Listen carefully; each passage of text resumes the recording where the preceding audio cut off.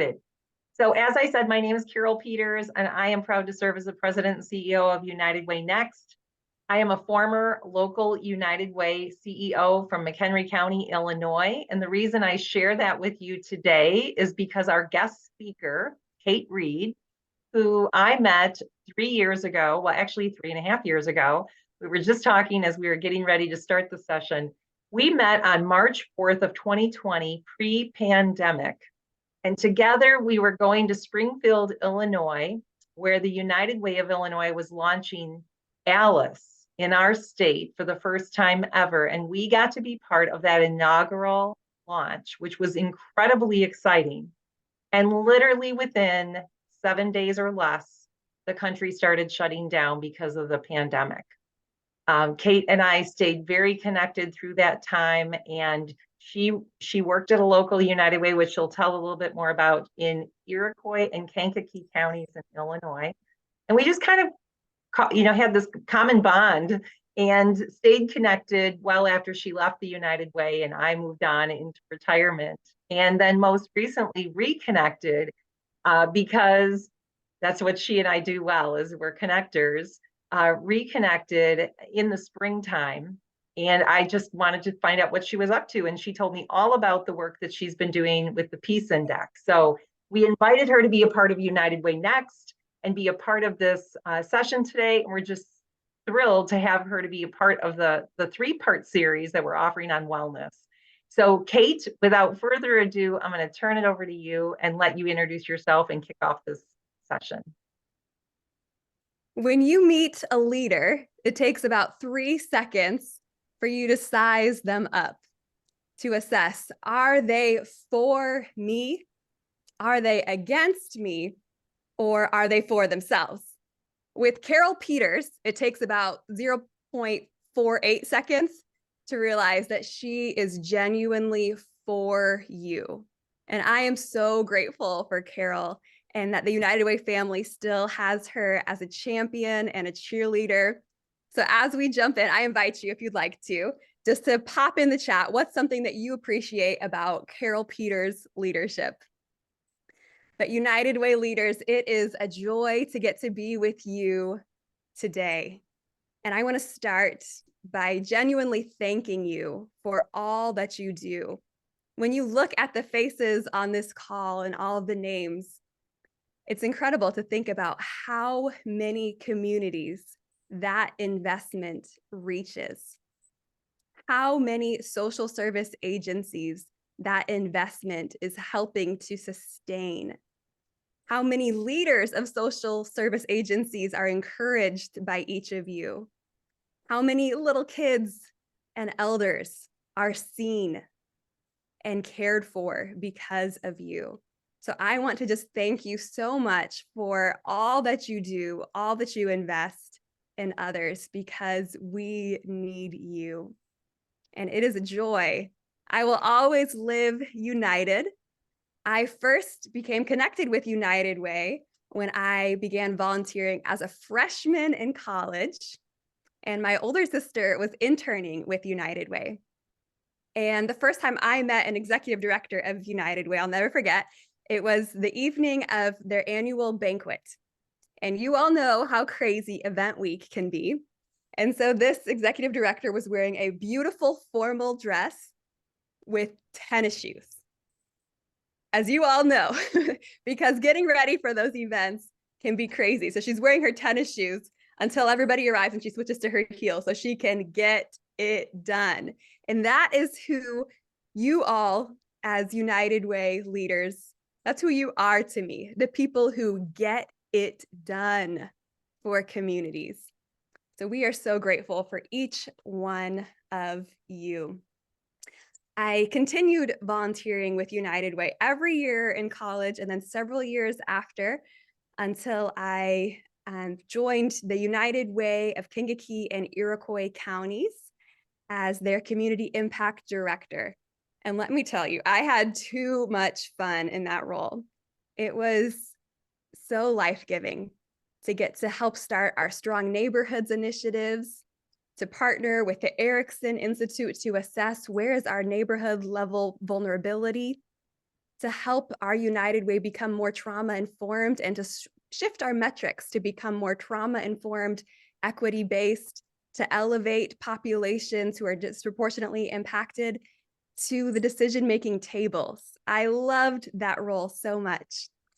And then I moved to Israel, where I completed my master's in global health leadership focused on how communities heal from trauma. And now I serve as a trauma-informed consultant and a burnout prevention specialist. And it is my absolute pleasure to get to come alongside beautiful organizations like United Way and to help them to develop healthy leaders, healing cultures, and helpful responses to mental health needs. How many of us know someone, by show of hands, with anxiety, depression, or burnout? And if you're not on video, you can do your emoji hand.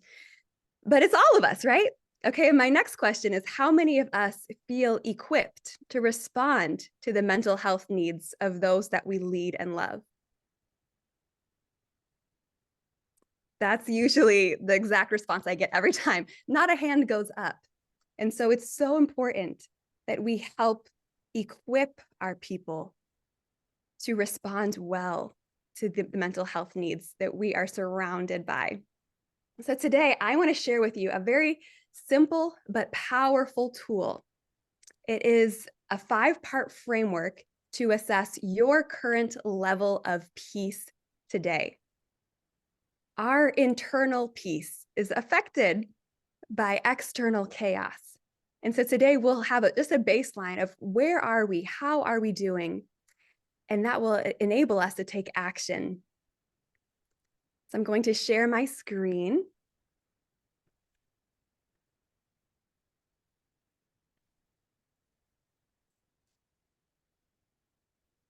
You can give me a thumbs up. It's still loading when you see it. Great. Thank you, Caitlin. So what are we going to be learning today? What are our objectives? To assess our peace level, to find out which area is pulling down our levels of peace, and to create a plan to counter the negativity, to establish a daily regimen to manage our emotions so that others don't have to.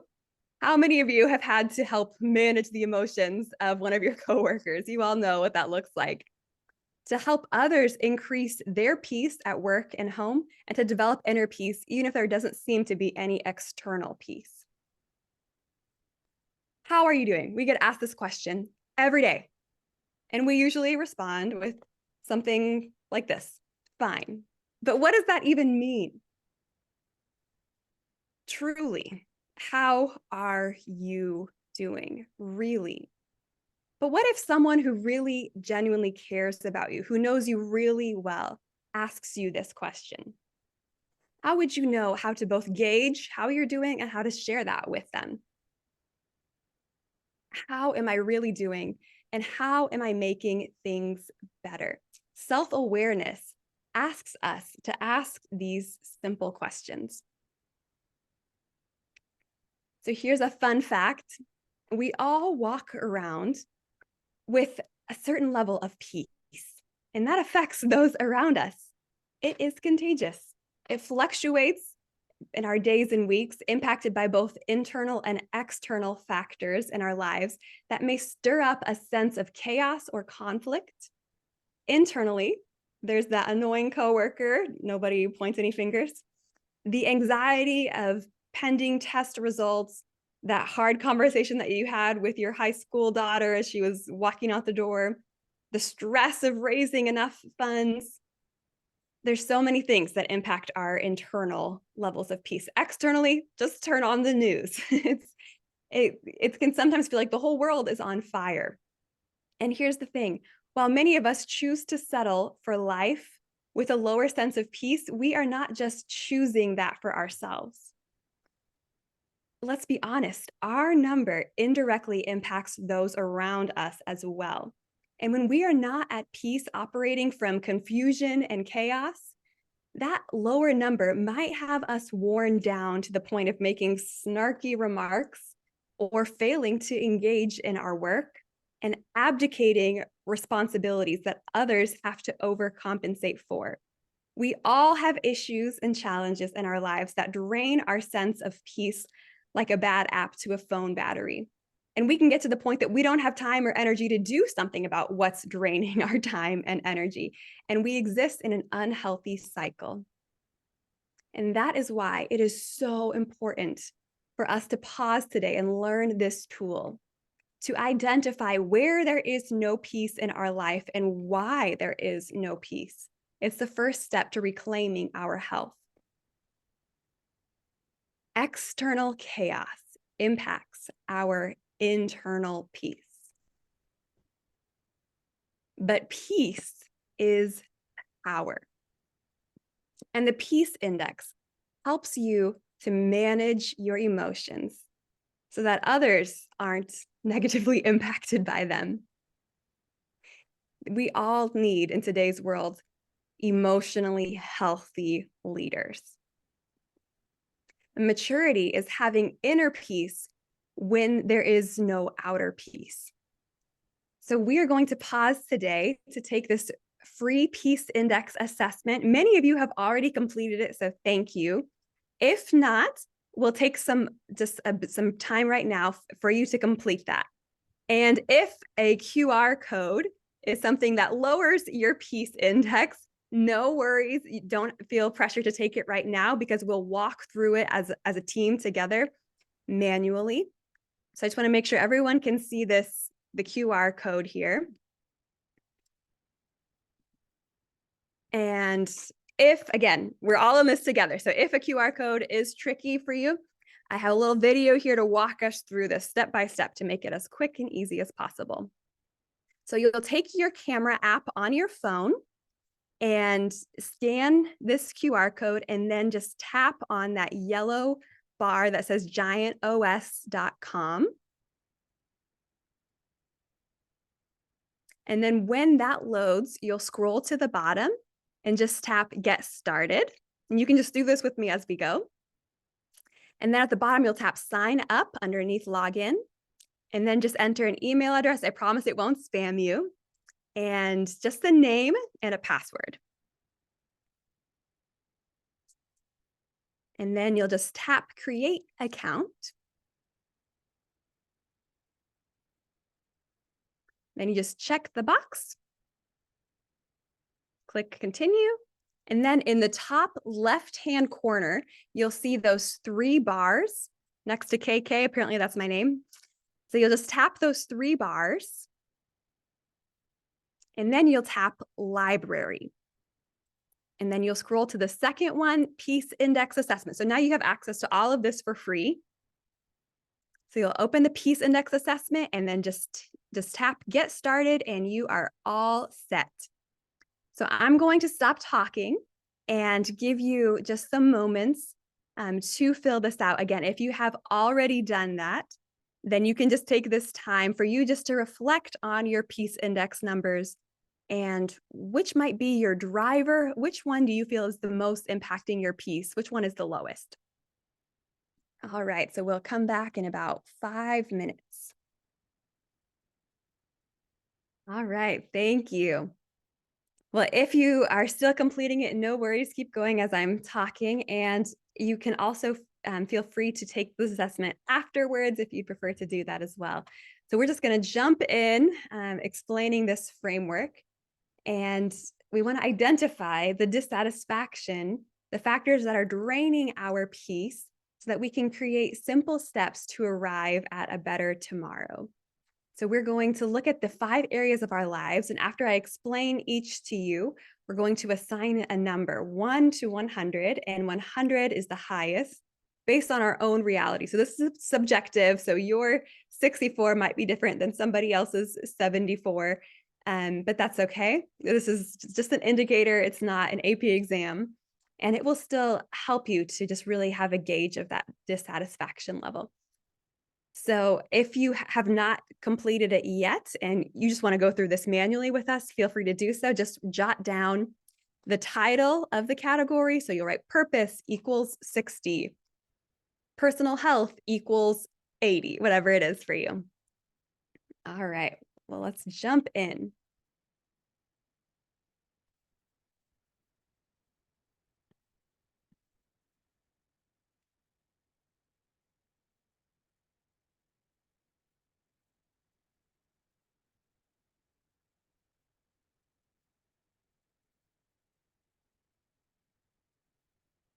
And hopefully everyone has been able to complete it. So the first P that we are going to look at is purpose. How fulfilled are you by how you are using and contributing your life, days, and talents? Does the way you spend your time feel purposeful and meaningful? If not, I recommend reaching out to Carol Peters, and I'm sure she can find a way for you to get involved in volunteering. But this score for me is actually, my purpose is actually my highest. So I'm a 90 for this. So working as a trauma-informed consultant, I get to travel and help a lot of organizations. I just recently returned from working with the war in Ukraine, where we did a Train the Trainer initiative there to help equip lay people to train others to respond to mental health needs and help people heal from the trauma and the war. Later this month, I'll be going to Singapore to help organizations there to prevent burnout. So my purpose is my highest one. I love getting to help organizations to assess, are they busy or are they effective? How can they increase their presence and their productivity when there's never enough time? How can they build those trauma-informed cultures to take good care of their people? Are they offering the right amount of support and challenge? All of those things are so life-giving for me. So my purpose is my highest. And before you write me off as being somebody who's superficially positive, that is my highest score. I'm a 90 today, but there's been other times, other seasons when I've been as low as a 70. So what is your purpose score? And this is where I open it up for conversation. When you think of the things that impact your purpose, there's things that are outside of your control and things that are within your control. So who can give us an example of something that is outside of your control for purpose?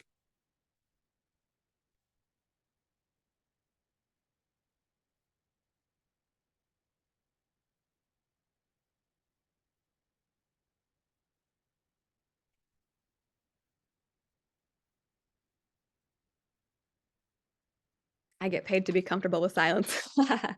Well, hopefully we'll have more dialogue. But for purpose, when you think about, there's maybe where you live, you can't control that, but you can control, those groups that you get involved with, how you spend your time in a day-to-day basis. So there's certain things that you can do for your purpose score to increase that. Next is your people score. This is actually my favorite of all the different categories. How do you feel about your relationships in your life? Do you have a sense of community or tribe? Are relationships a source of sanity or peace for you? Are your social needs being met, or do you feel lonely or isolated? Maybe you feel too overwhelmed with people and not enough alone time. So I'm an 85 with my people, no drama, but just a little short on time lately. So again, what is something, we'll flip it this time. What is something within your control that you could do to help increase your peace in terms of the people category? Who's a brave soul who would like to share?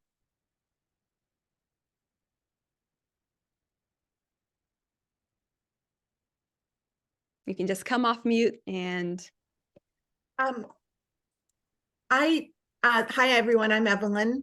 I'm Thank you. in Oregon. Honestly, I mean, I'm not quite sure what you mean by that, I guess, since we didn't, that's why I wonder if that's why we didn't have answers for the other one, or if everyone's shy. So with each one of these dimensions, there's things that that are outside of your control, your uncontrollables, and things, little micro steps that you can take to help bring more peace. So for example, for me with people, when I just moved back from Israel and Kenya, I was grieving, missing my heart friends. And I moved to the cornfields of Indiana. I didn't know anyone. And so one micro step, something within my control that I realized that I could do to increase my people score, was I called those people who I was really close with, and I just requested the format of what I needed that relationship to look like. And I said, you know what, in this season, I don't know people here yet. So if we could do just like a weekly call, that would be so helpful for me instead of just texting. It's something basic. But that helped my people score so much. So just a Thank little you. micro step of something that you can do. So something that you couldn't do, something that's outside of your control. You cannot change who your family members are. You cannot change necessarily who your coworkers are, but there's little pivots that we can take to help increase how we are feeling with our people score. Does anyone else have an idea of something that they could do that's something within their control to influence their people score?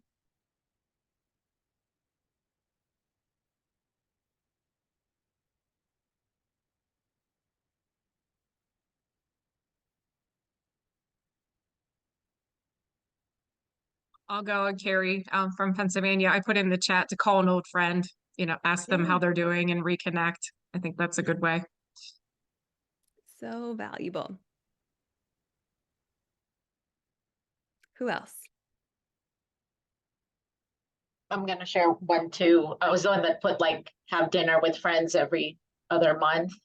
The other, which is not comfortable, but within my control, is if I don't have any friends, I need to be able to put myself out there. That is totally within my control.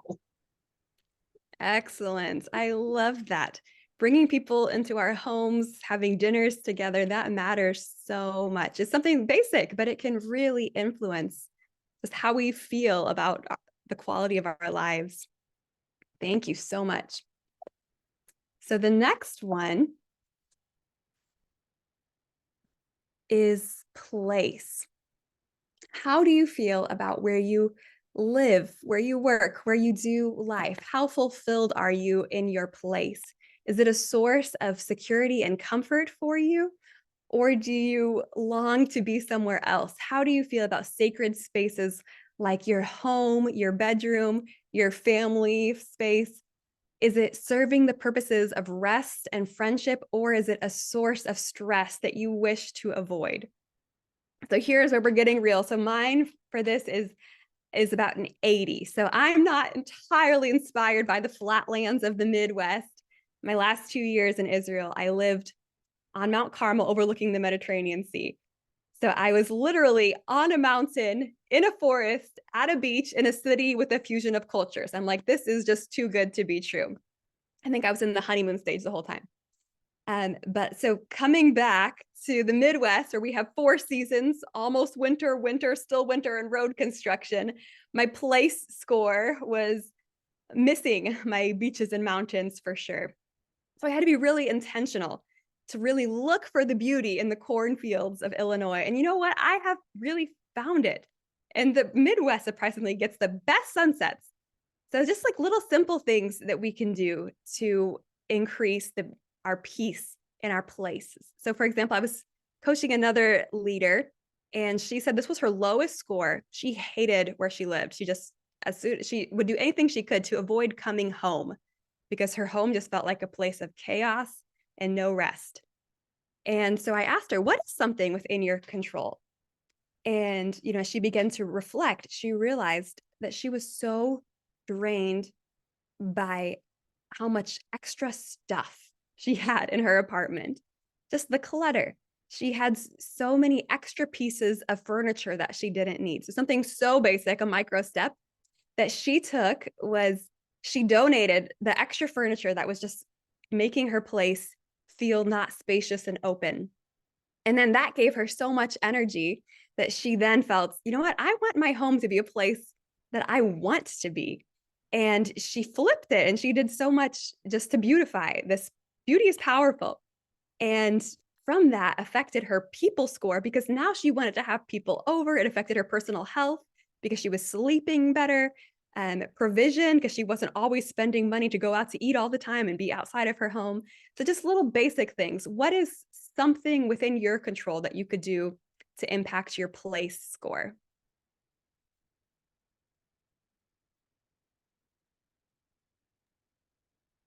We're getting some good comments in the chat. Terry said, my home is my happy place 90%. I love that. And Abby shared again that she scored 80 as well, dealing with water damage and mold remediation the last 2 months, not loving it right now. Yes, it's real. It affects us, doesn't it?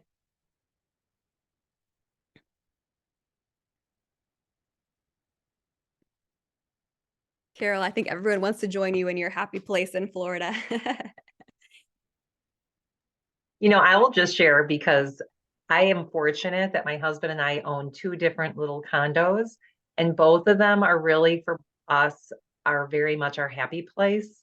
And we look forward to coming back and forth to each of them.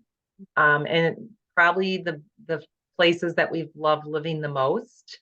And Florida, of course, in the winter is fabulous because we have sunshine and warmth every day. And I realize how much that impacts us as well.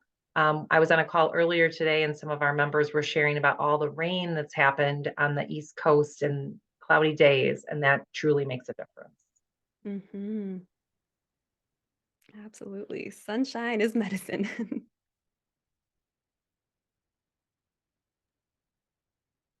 Who else Kate, are wants to you share? able to speak to there's a couple comments in the chat I was about to add to that for me, place is Mhm. hard when you work from home. And Yeah, so that separation of like work and home, and especially if you don't want to set up like a home office, like I tend to like to hop around to different rooms in my house, but then I also don't have a separation between like my space for work when it's in my home. absolutely. So I'll open that up to the group. What do you feel is something that could be done within your control when you are balancing working from home?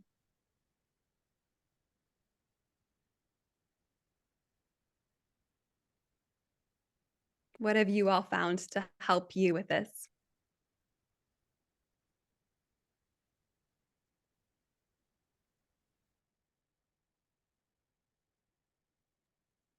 Well, I will share, even though I've shared before. Interesting, like Carrie, I used to move around during the pandemic. I was in a different room all the time. And part of that was because there was more family members in my home who were also working remote. But for this position, I have a home office and I made myself have a space in both of my condos, even though my one in Florida is so tiny. I have a desk that actually folds and I can put under the bed or hide in a closet, but I can take it out during the day and work there. So I intentionally kind of like keep that as my work zone. So I avoid working all the time, even though I may work long hours. When I close the laptop, I try to be done. And that also gives me the freedom to get up in the middle of the day and move into other spots of I intentionally walk across to the other restroom in my condo just to get more walking time in because I don't walk enough. I love that. I actually have a whole workshop that I do just on this exact topic. And it's a part of our courses that we have online. But something that's so simple just to increase your presence and productivity is to really be intentional about our transitions as we are pivoting from these different gears, whether you're in connect mode, whether you're in focus mode, is to have transitions. And maybe it's just, 5 minutes of white space between meetings so that you can shift. Maybe it's as you are walking out of your office or the place where you're having your, your coffee shop meetings or whatever, as you're leaving that door, you mentally shift gears, to pause work mode and start thinking about, okay, I'm going into connecting with my family members. What do they need from me right now? Just those little pivots that we can have. And then communicating to them, right now I'm going to be in focus mode. So I'm going to have the door closed from, this time to this time. I'll be back out to connect with you right after that. Just those little basic things that we can do just to help us changing our environments. Maybe we want to go to have a meeting from a coffee shop. maybe have a walking meeting, maybe just sitting outside on while you're just sending emails on a beautiful day, just basic things that we can do. So the next, when we look at the next one, it's personal health. And this is holistic health. So that's physical, mental, spiritual.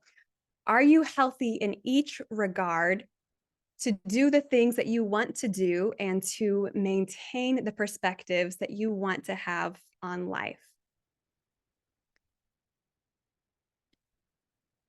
So this one, I'd give myself an 80. My personal health, I feel is pretty good. My spiritual life feels alive and growing. But my physical health, I want to get some gains. I want to be stronger. So I would place that was a little bit lower because that's something that I want to be really intentional with. What is something, a micro step that you could do to increase your peace in your personal health score? Something tangible, practical, helpful this week, even.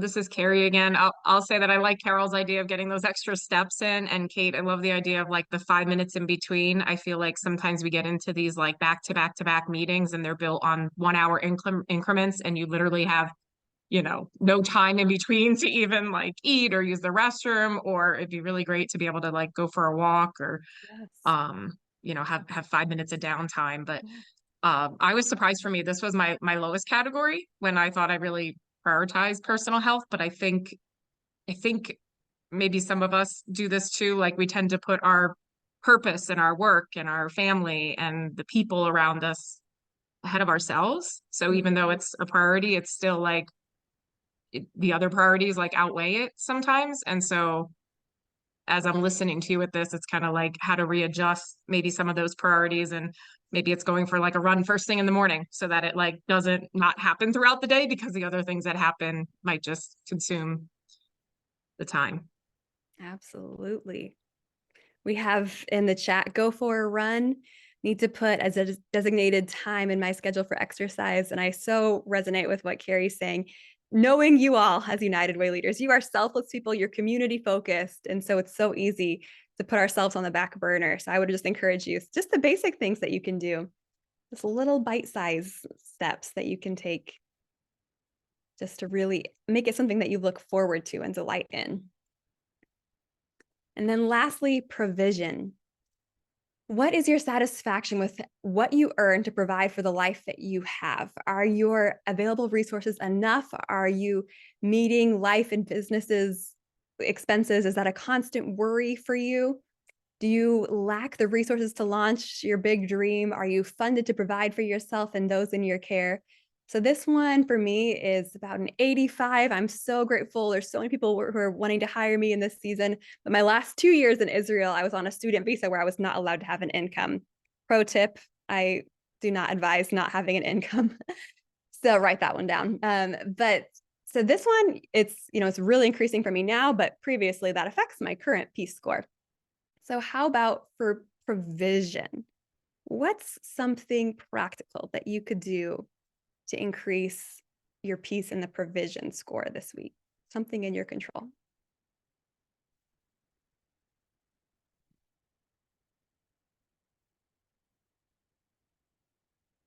This one might require a little more creativity.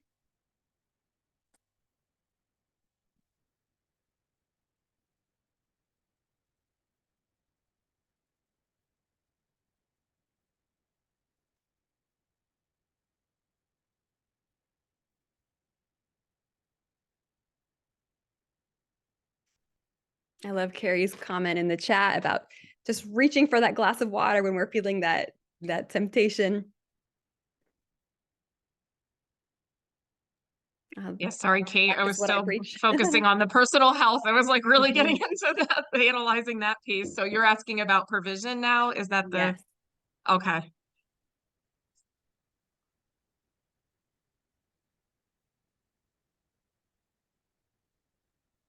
Yeah, this one's hard to like plan for the future when you're, maybe just not thinking in that broader lens, but it's very important. So, I mean, for me, I just think save first and then kind of spend on the extras when you can.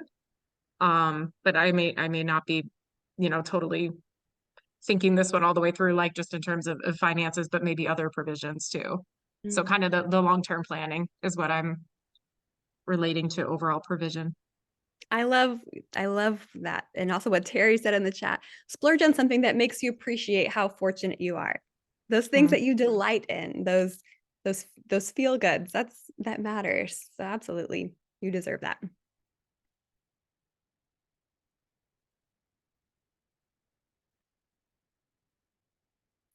Yeah, so important. Your 401k plans, planning for the future and retirement, that will definitely impact your peace in the future.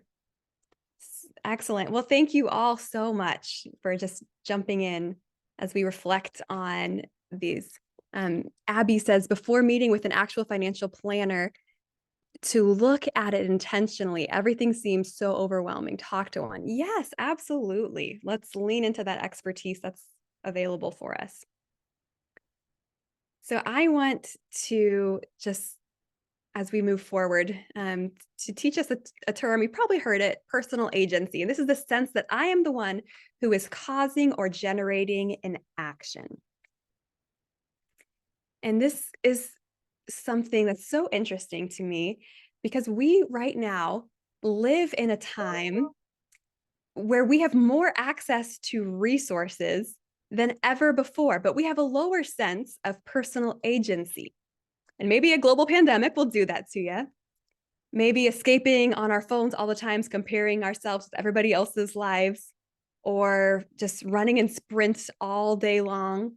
Those things that will do that to us and make us feel powerless, like victims in our own lives. But there are lots of reasons why we are missing personal agency. But the truth is, it's absolutely critical for creating a vision and hope for the future.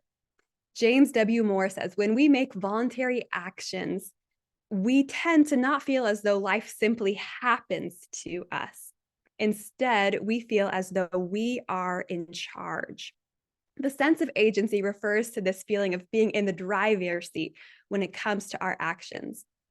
Stanford University professor Albert Bandura points out that we can be producers of our life circumstances and not just products of them. Now, we don't want to be naive, and we have to acknowledge that not everything is in our control. We can't just make the whole world exactly what we want it to be. But you'd be surprised how much truly is in your control.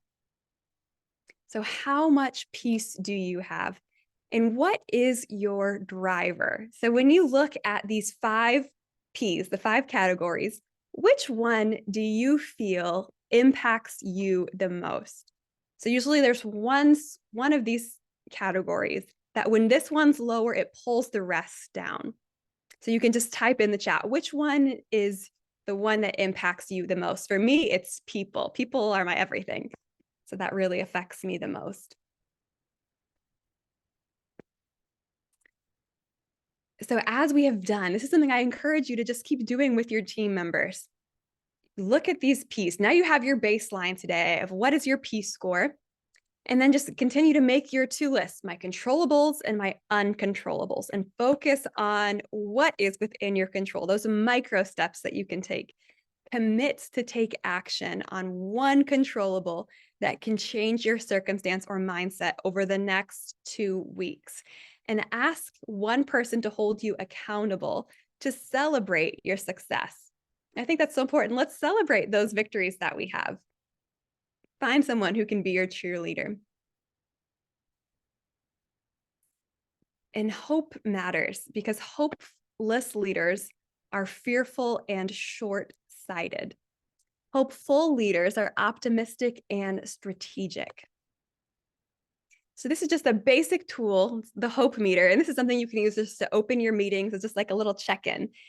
And it's just a number. How hopeful are you today about your tomorrow? So you can use this with your coworkers. You know what? Today I am a 30. And when they hear that, that can then prompt them, okay, how can I support her? What does she need? Maybe she needs someone to just shift with her to take over the office for just a half hour, just to give her that space, whatever it is. But it's just that basic communication tool to check in with each other. Maybe you're feeling an 80, maybe you're feeling stuck between a 50 and a 60, maybe you're feeling defeated and you're a 10. And it's urgent. That care is needed now. So it's just a basic tool to help you. And then next we have the 70-30 principle. So there's two categories of what we're investing ourselves in: the things that are our natural strengths, unconscious competence, and energizing. And we'll explain this more. And then the other categories are learned behavior, conscious competence, and what's draining. So this basic principle means if we spend 70% of our time in the areas of our natural strength, we'll have energy for the other 30%. So again, this is looking at, what is life-giving for you? What's your sweet spot, your superpowers that you're just naturally good at that gives you energy? Invest, 70% of your time in that. And then that will give you that boost and that energy to do the life-sucking 30% that you can do, that you've learned how to do, but that's not as easy for you. That's maybe hard for you. That's draining. How are we spending our time? That matters. And that will impact our overall performance of our organizations. Delegate to people on your teams whose strengths are different than yours. Maybe your 30% is somebody else's 70%. So shift that to them. So how is your 70-30 principle? And what are your percentages and how are they trending? It's something I want you to really reflect on. And then next, tempo, balance, focus. So tempo, what does that mean? Is my work sustainable, rhythmic, and repeatable? We live in a world where there's so much burnout. Any sector you talk to, it's infecting us. Balance. Are my key relationships in sync? Do they feel that? What is it like to be on the other side of your leadership? Focus. Am I keeping the main things the main things? And if you open your Google Calendar right now, that's a pretty good gauge of how our time is indicating where we're placing our value. So I just encourage you to reflect on that. If you would just put in the chat, what are the main things for you? What are your top priorities that you want your time to show that you prioritize? So which piece of tempo, balance, focus do you struggle with the most? Is it, is this sustainability? Is it balance and relationships? Is it priorities? So that's something to just, check in with the people that you mentor, the interns that you have, and the people who've been a part of your organization for a long time. So which one of these is impacting you the most? And what is something that you can do as a team to help improve everyone's scores? So I would love to continue just to grow this conversation with you. There is a book, The Peace Index. And if you scan the QR code, and there's opportunities to connect. We actually have a whole course around the Peace Index. But the root of the word restoration is rest. And United Way leaders, that is just my encouragement for you today, to rest first, to work out of the overflow. So my time in Israel, that was my main takeaway there, is just being in a society that was based on rest rhythms. On their Sabbath, there's no public transportation, all the businesses closed, they rest first, they be with their family members, they do what's going to bring them true peace, what's life-giving. So that's my dare for you today, United Way leaders, that you would end this week with rest that brings that inner peace that recenters us, that your next week would begin with that sense of inner rest and completeness where nothing is lacking. So again, would love to connect with you. And we do have an online portal to help support the health of your leadership and the culture that you are helping to impact. And so I just want to show you that really quickly. So this is on that portal that you were just on. That was the free version there. This is just for $10 per month per person. So it's very affordable, and you'll have access to your full leadership voice assessment. And so that will help you see what are your strengths and challenges, your stress and triggers, getting healthy, being connected with others. And then you can access the full library of all of these assessments, of the courses, and the toolkit as well. And so we have so much that's available for you. So there's the Peace Index assessment, which you just took, the team performance assessment, the 5 voices assessment, that's your leadership voices. And there's courses such as Digital Age Leader Certificate, leading teenagers while working from home, leading in a hybrid work environment, just like we were talking about today, managing stress, how to delegate effectively, the art of emotional agility, redefining women's liberation, the communication code, our weapons system, leading kids while working from home, managing difficult conversations, how to be a more self-aware leader. You might want to send that one to one of your coworkers. Leveling up your emotional intelligence, so much that's available for you. And we have our toolkit of all of our giant tools that we would love for you to check out as well. And I do want to highlight, we will be launching our Healthy Leaders group cohort, and that's coming up very soon. So we do have limited capacity for that, and it does sell out quickly. But we want to make this opportunity available for United Way leaders. If you are interested in having your team go through any of those courses, again, you'll have access to that full portal. And the way we find it to be most effective is with group coaching. So you'll have that online self-study for about 45 minutes a week where you'll go through this deep dive. Then we'll have a group call to reflect on what we're learning and just those check-ins of how can we really truly support your leadership and your cultural transformation. So this is, again, with that on portal and one of those class courses, what it looks like.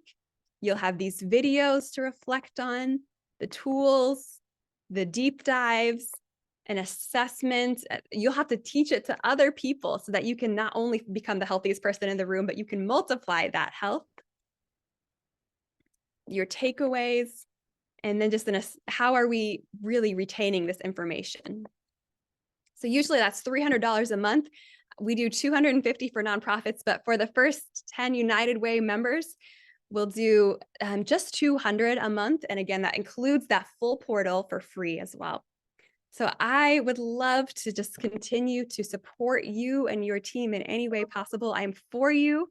I am so grateful for you, and we need you. So thank you from just the depths of my heart for all of the ways that you are helping others to find hope and healing. So thank you so much, Carol. I'll pass it back over to you. Great. Well, thanks, Kate. And thanks for sharing all those resources at the end. For those of you who want, you can give an emoji in the chat, or you can put a number in there. If you were to give us a rating of 1 to 5, what's your rating on today's content? And we do send out a satisfaction survey at the end of the session with the recording link and an invitation for you to consider joining next if you're not already a member. So, we love to hear the feedback. It's helpful for us as we're planning ahead for future events. I do want to extend the invitation. Caitlin's going to put it in the chat so that it's available for you. Our events list, which is on our website under unitedwaynext.org. And if you click on the events button, you can scroll down and see we have a series of events coming up this fall. We have several different activities. The one that I want to draw your attention to is October 11th. We have a special podcast incubator, part 1. If you've ever thought about starting a podcast personally or professionally with your United Way, this might be one for you to consider. If you decide you want to move forward, then there's a second session for that podcast incubator, and that would take place on November 1st. We also have our Diversity, Equity, and Inclusion Roundtable coming up at the end of October on October 25th. And we have our board member, Deborah Zulaga, who is speaking. She is the CEO of United Way of El Paso County in Texas.